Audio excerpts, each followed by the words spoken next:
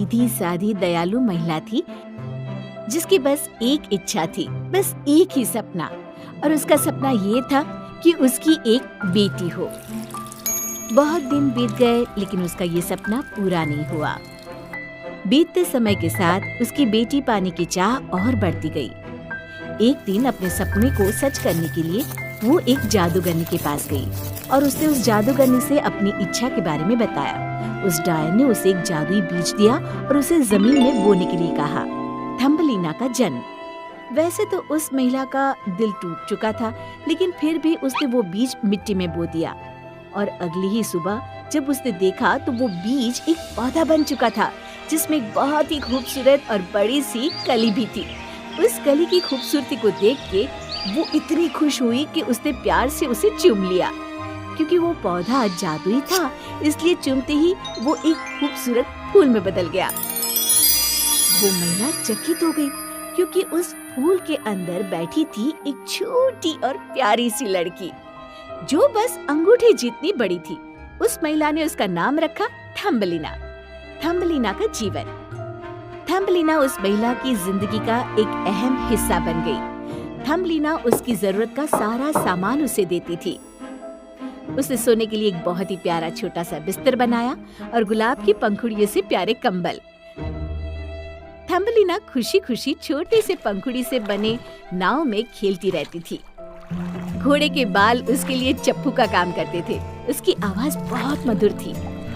वो अपनी नाव में खेलती थी और सारा दिन अपनी मधुर आवाज में गुनगुनाती रहती थी।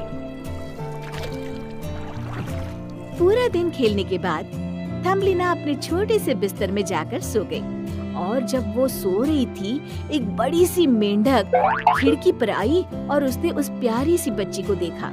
वो मेंढक उसे बस देखती ही रह गई। वो उसकी खूबसूरती में खो गई थी।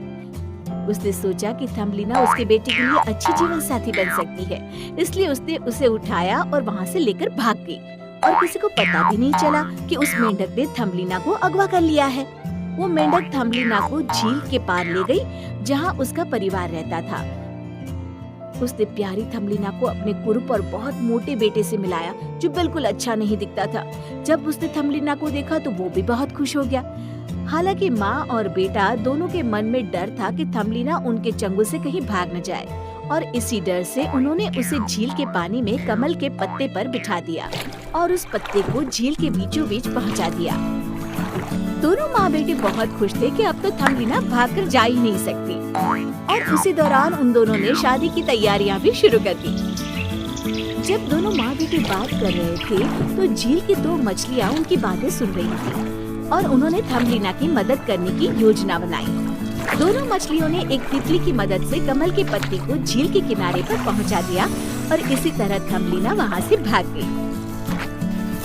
वो वहाँ से भाग गई, लेकिन रास्ते में उसे एक पतंगे ने कैद कर लिया। लेकिन कुछ ही समय बाद पतंगे ने थम्बलिना को छोड़ दिया क्योंकि वो उसे बहुत अलग थी। गर्मियाँ आ गई थी और थम्बलिना घास और फूलों के बीच अकेली चली जा रही थी। रास्ते में उसे खाने के लिए कुछ भी नहीं मिला। तब फूलों के पराग से उसने पेट भर लिया और सुबह की ओस से प्यास बुझा ली। जल्द ही बरसात का मौसम आ गया और आसपास बहुत गंदगी फैल गई। नन्ही बच्ची को ठहरने के लिए कोई जगह नहीं मिली। वो किसी तरह बरसात की तेज बूंदों से बचती बचती आगे बढ़ती रही, लेकिन ठंड के मौसम ने उसे और परेशान कर दिया। ठंड ने उसे हिला कर रख दिया था और उसे खाने के लिए कुछ भी नहीं मिला। जब वो रास्ते पर अकेली चली जा रही थी तब उसे एक बड़े से मकड़े ने खाने और रहने की जगह देने की बात की। वो मकड़ा उसे पेड़ के अंदर लेकर गया और उसने उसे बादाम खिलाया। जब मकड़े ने थम्बलिना को अपने परिवार से मिलाया तो बाकी लोग उस पर हंसने लगे क्योंकि वो उन सब से अलग दिखती थी।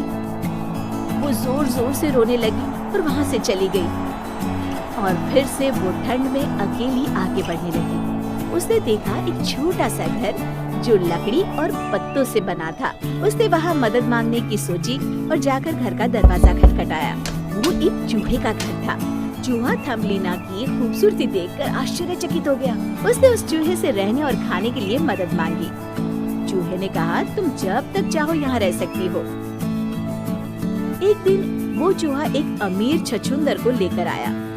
उस छछूंदर ने थम्बलिना से गाना गाने की विनती की। उसने अपनी मधुर आवाज में उन्हें गाना सुनाया और वो दोनों गाना सुनकर बहुत प्रसन्न हुए। चूहे ने थम्बलिना को छछूंदर से शादी करने का आदेश दिया क्योंकि वो बहुत अमीर था। वो चूहा उससे बहुत बदतमीजी से बात कर रहा था, इसलिए उसने तय किया कि वो वहाँ से भाग जाएगी। लेकिन छछूंदर मन ही मन उससे गर्मियों में शादी के सपने देख रहा था। कुछ दिनों बाद थम्बलिना ने एक बीमार पक्षी का ख्याल रखना शुरू किया और उसे हर रोज खाना भी देती थी। वो दोनों अच्छे दोस्त बन गए और वो पक्षी उसे अपनी कहानियाँ सुनाया करती थी। बसंत के आते ही बीमार पक्षी स्वस्थ हो गया और उसने उड़ जाने का फैसला लिया। उसने थम्बलिना की मदद करने का प्रस्ताव रखा और कहा, तुम मेरे साथ चलो वरना छछूंदर से शादी करनी पड़ेगी। वो सोच में पड़ गई और बहुत दुखी हो गई कि कैसे वो एक छछूंदर से शादी कर सकती है। छोटी सी जगह में अपनी पूरी जिंदगी गुजार सकती है। शादी के बस एक दिन पहले उस पक्षी ने उससे कहा, मेरे साथ चलो, चलो आज पूरा दिन तुम्हें आकाश की सैर कराऊं। थम्बलिना ने उसका हाथ पकड़ा और उसके साथ उड़ चली। पहाड़ों में, नदियों के ऊपर, बड़े बड़े पेड़ और अंत में वो लोग पहुँचे फूलों के राज्य में। तो इस गांव में बहुत खूबसूरत फल थे। फिर उस पक्षी ने थम्बलिना को उस राज्य में एक जगह उतार दिया जहाँ उसकी मुलाकात फूलों की परियों के राजा से हुई। राजा उसकी खूबसूरती देखकर मोहित हो गया। उसने उससे शादी का प्रस्ताव रखा और थम्बलिना ने झट से हाँ कर दी। वो फूलों की महारानी बन गई और वो दोनों हमेशा खुशी खुशी रहने लगे।